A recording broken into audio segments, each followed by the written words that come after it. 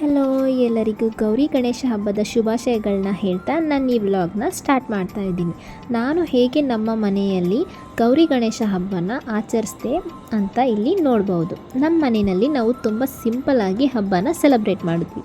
ಮೊದಲಿಗೆ ನಾನು ಬೆಳಗ್ಗೆನೇ ಹೊಸ್ತಿಲೆಲ್ಲ ತೊಳೆದು ಸ್ವಚ್ಛ ಮಾಡಿ ಅದಕ್ಕೆ ಅರಿಶಿನ ಸವರಿ ಕುಂಕುಮ ಹಚ್ಚಿ ರಂಗೋಲಿ ಇಟ್ಟು ರೆಡಿ ಮಾಡಿದ್ದೆ. ಆಮೇಲೆ ಒಂದು ತಟ್ಟೆಗೆ ಅಕ್ಕಿ ಸುರಿದು ಎಲೆ, ಅಡಿಕೆ, ಬಾಳೆಹಣ್ಣು ಮತ್ತು ಬೇರೆ ಹಣ್ಣುಗಳು, ತೆಂಗಿನಕಾಯಿ, ಬಾಗಿನ ಸೆಟ್ಟು, ಬೆಲ್ಲ, ಅರಿಶಿಣ, ಕುಂಕುಮ, ಬ್ಲೌಸ್ ಪೀಸು, ಸೀರೆ ಇದೆಲ್ಲ ಇಟ್ಟು ಮತ್ತು ಅದ್ರ ಜೊತೆಗೆ ಬಳೆನೂ ಇಟ್ಟು ಅದನ್ನು ಹೊಸ್ಲು ಮೇಲೆ ಇಟ್ಟು ಹತ್ತಿ ಹಾರ ಇಟ್ಟು ಹೂನೆಲ್ಲ ಹಾಕಿ ಅದನ್ನು ಪೂಜೆ ಮಾಡಿದೆ.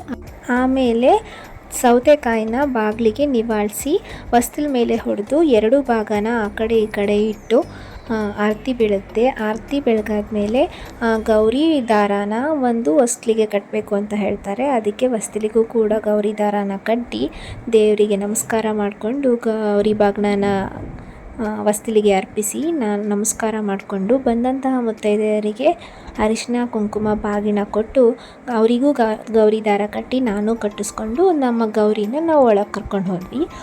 ಆಮೇಲೆ ಆ ಬಾಗ್ನನ ಅಲ್ಲಿ ಇಲ್ಲಿ ಇಡಬಾರ್ದು, ಅದಕ್ಕೇ ತೊಗೊಂಡು ಹೋಗಿ ದೇವ್ರ ಮನೆ ಒಳಗೆ ಇಟ್ಟೆ. ಮೊದಲೇ ನಾನು ದೇವ್ರ ಮನೆಯೆಲ್ಲ ತೊಳೆದು ಶುಚಿ ಮಾಡ್ಕೊಂಡಿದ್ದೆ. ಆಮೇಲೆ ದೇವ್ರ ಫೋಟೋನೆಲ್ಲ ತೊಳೆದು ಅರಿಶಿನ ಕುಂಕುಮ ಇಟ್ಟು ದೇವ್ರಿಗೆಲ್ಲ ಹೂವು ಹಾಕಿ ಎಲೆ, ಅಡಿಕೆ, ಹಣ್ಣುಗಳನ್ನೆಲ್ಲ ಇಟ್ಟು ಕಾಯಿ ಹೊಡೆದು ಪೂಜೆ ಸ್ಟಾರ್ಟ್ ಮಾಡಿದೆ. ನಮ್ಮ ಮನೆಯಲ್ಲಿ ಯಾವುದೇ ರೀತಿ ಗಣೇಶ ಕೂರಿಸೋದಿಲ್ಲ. ಅದಕ್ಕೇ ನಮ್ಮ ಮನೇಲಿ ಇದ್ದಂತಹ ಸಣ್ಣ ವಿಗ್ರಹಕ್ಕೇ ಮನೇಲಿರೋ ಐಟಮ್ಸ್ನ ಯೂಸ್ ಮಾಡಿ ಸಣ್ಣದಾಗಿ ಗಣೇಶಂಗೊಂದು ಪೀಠ ಮಾಡಿ ತುಳಸಿ ಮತ್ತು ಹೂವಿಂದ ಅದನ್ನು ಡೆಕೋರೇಟ್ ಮಾಡಿ ಗಣೇಶನ ಕೂರಿಸಿ ಗಣೇಶಂಗೆ ಆರತಿ ಮಾಡಿದ್ವಿ. ಆಮೇಲೆ ನಮ್ಮ ಕೈಲಾದಂಥದ್ದು ಮತ್ತು ಗಣೇಶಂಗೆ ಇಷ್ಟ ಆದಂಥ ಕಾಯಿ ಕಡುಬು ಮತ್ತು ವಡೆ, ಸ್ವಲ್ಪ ಪಾಯಸ ಮಾಡಿ ದೇವರಿಗೆ ನೈವೇದ್ಯ ಆಗಿ ಇಟ್ಟು ಆರತಿ ಬೆಳಗಿದ್ವಿ. ಆರತಿ ಬೆಳಗಾದ್ಮೇಲೆ ನಾನು ಆರತಿ ತೊಗೊಂಡು ಮನೆಯವ್ರಿಗೆಲ್ಲ ಆರತಿ ಕೊಟ್ಟೆ.